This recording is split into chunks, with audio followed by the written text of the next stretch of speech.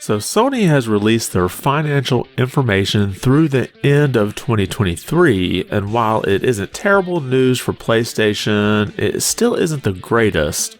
We're going to take a look at the numbers here and how Sony is going multi-platform, but not how you think. Hey everyone, welcome back to the channel.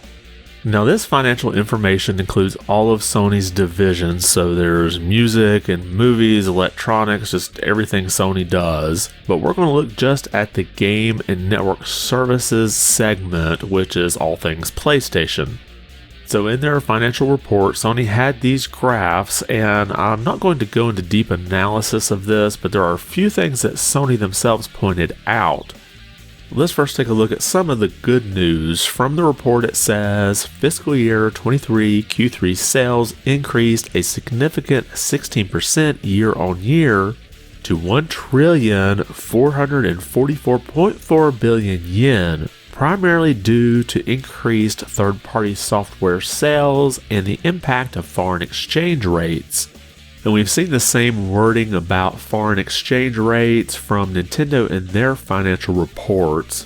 And of course, both Sony and Nintendo are in Japan. So just to get an idea here, traditionally $1 US would translate into about 100 yen.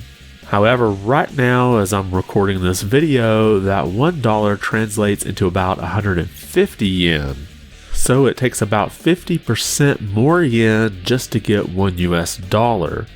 So that's part of the good news. The game and network services segment had a great Q3, which is that October, November, and December timeframe. However, the year overall isn't looking so great. From the report, it says operating income decreased a significant 30.1 billion yen year on year to 86.1 billion yen, primarily due to a deterioration in the profitability of PlayStation 5 hardware, mostly due to promotions, and OIBDA decreased 26.8 billion yen to 113.1 billion yen. So basically, there isn't as much profit being made on each PS5 sold. Now normally consoles become cheaper to produce over the time, but that isn't happening. However, I do wonder about the profit margin on that revised PS5 model, don't call it a Slim, that has the detachable drive. And while the sale of PS5 hardware units was a record in Q3, Sony says that they didn't hit their expectations. PS5 hardware unit sales in the quarter were 8.2 million units, which fell short of the target to hit our annual shipment target of 25 million units, but was a record high number of quarterly unit sales for PS5, and PS5 cumulative sales have exceeded 50 million units. So while it's great that the PS5 has hit 50 million sales and had a record quarter, Sony expected to sell even more. And as a result, Sony lowered their expected PS5 unit sales for the fiscal year to be around 21 million units instead of the 25 million they expected.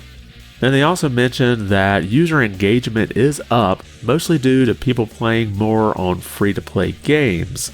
From the report, it says, due to the impact of the increasing popularity of PS5 and third-party free-to-play hit titles, key user engagement metrics increased significantly, with monthly active users for all of PlayStation in December reaching a record high of 123 million accounts, and total gameplay time for the quarter increasing 13% year on year. Now, these free-to-play games don't require a PlayStation Plus subscription, so you could say the decision to not charge for online increased user engagement. It's almost like we could learn something from that. And on a bit of a side note, I know there was a lot of fanfare made about how Spider-Man 2 outsold Super Mario Bros. Wonder in like the first week or two of sales. However, it looks like Mario may have won the long game. From the report, it says, regarding first-party software, the cumulative sales of Marvel's Spider-Man 2, which was released last October, exceeded 10 million copies as of February 4th, And the Marvel Spider-Man game series has now sold through over 50 million units, including sales from PC. So it sounds like Spider-Man 2 hasn't broken 11 million unit sales yet. However, you can see from Nintendo's report here that Super Mario Bros. Wonder is almost at 12 million units. I don't think I really had much of a point to this, I just thought it was an interesting note. And while the number of PlayStation Plus subscriptions went down, revenue has gone up. Regarding network services, despite the impact of a slight year-on-year decrease in the number of PlayStation Plus subscribers, revenue increased 11% year-on-year, mainly due to the impacts of a further shift from premium services and price revisions. And by price revisions, they're referring to that PlayStation Plus price increase back in September of last year. And now looking toward the future, they've got this little graphic here for the outlook for the next fiscal year. And when you compare it to the current fiscal year, they're expecting the PS5 hardware unit sales to gradually decline. They mentioned that the PS5 is entering into its 5th year this year. And in fact, when talking about that later this year, Sony states, quote, "Looking ahead, PS5 will enter the latter stages of its life cycle." While this is true when you talk about looking ahead, the PS5 has only been out for 3 years and 3 months, so it's not exactly, I would say, even halfway through its life cycle. And then moving down here, they expect a decrease with no plan for release of major franchise titles, and we'll get to that in just a second. But then you can see the bottom 3 entries here. You have first-party software profits expecting a slight decrease, third-party software sales with gradual expansion, as well as expanding network service revenue. Now in this report, Sony addressed this expectation for first-party software. They said, "Regarding first-party software, we aim to continue to focus on producing high-quality works and developing live service games. But while major projects are currently under development, we do not plan to release any new major existing franchise titles next fiscal year like God of War Ragnarok and Marvel's Spider-Man.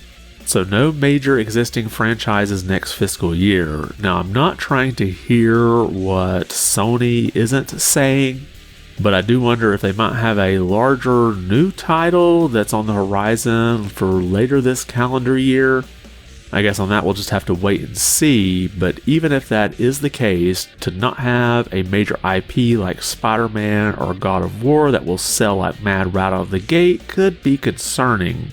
But Sony does have a plan to increase software sales despite no new titles from existing IPs, and that's to go multi-platform. Wait, it's not what you think.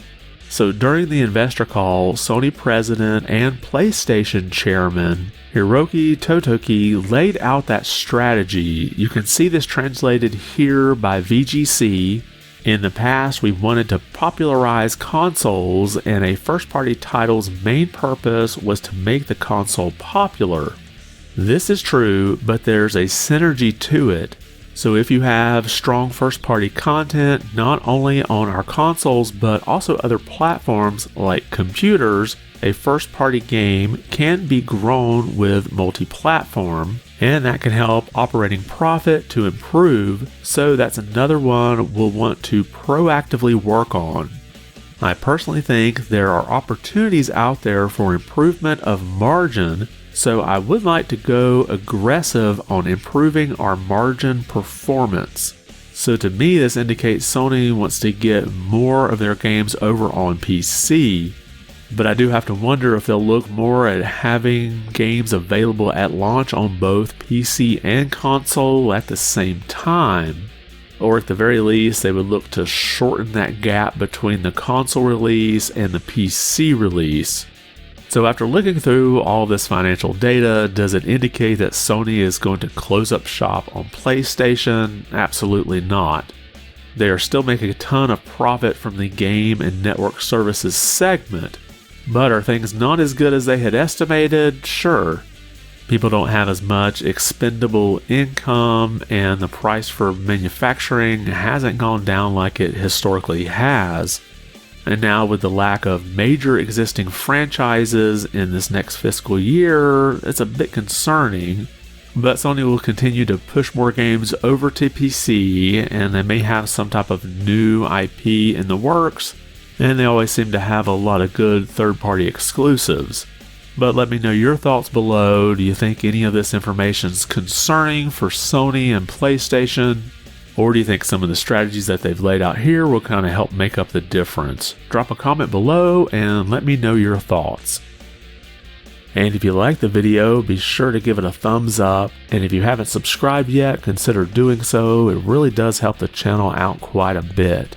I want to thank you for watching and be good.